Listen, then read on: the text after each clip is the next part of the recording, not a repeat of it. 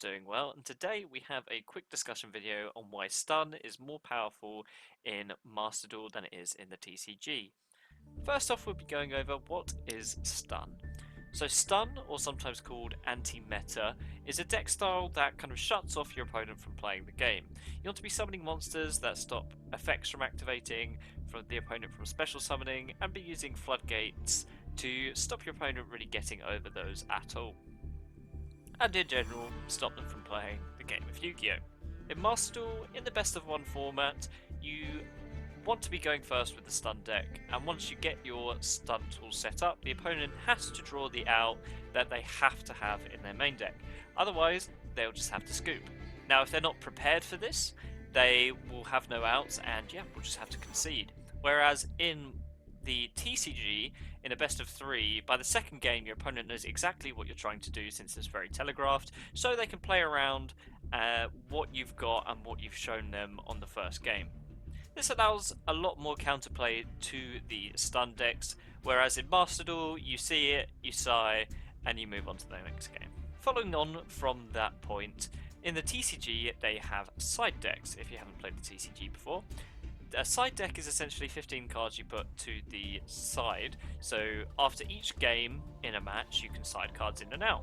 What this means is, if they have cards that are useless against you in the main deck, they can get rid of those and swap in some ones that are useful, and whereas in Master Duel, you have to have those outs in the main or you just lose. And this is one massive difference from the Master Duel and the TCG, which really pushes stun that little bit more into viability. Another massive difference in the TCG and Master Duel is the ability to go first. Now this seems a bit silly, but in Master Duel you have the coin flip to decide whether you go first or second, and that's it. Due to the best of 1, that is the only chance you get to go first or second. Again, in a best of 3, the losing player gets to choose first or second. So the other player will always have a chance to go first and at least scrape out one game to bring it to 1-1, and then play into the third match. Stun is extremely weak going second. There are some going second builds, yeah, and you can sometimes run evenly matched, which is basically the only one that really fits in there. But ideally you want to be going first, setting up your monsters that stop your opponent playing the game, and sitting on them for an easy win. Furthermore, another factor that makes stun even more viable in Master Duel is the ladder system.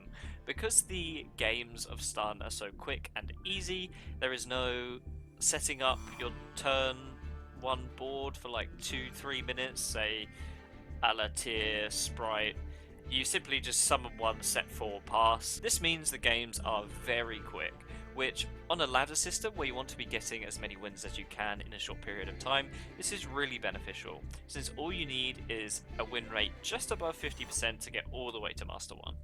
In the TCG, the speed of the games don't matter too much. If they go on for long, you get the time rules, but you have no incentive to finish a game in less than a couple of minutes, rather than like a 10-20 minute duel. And the last factor that springs to mind is the budget.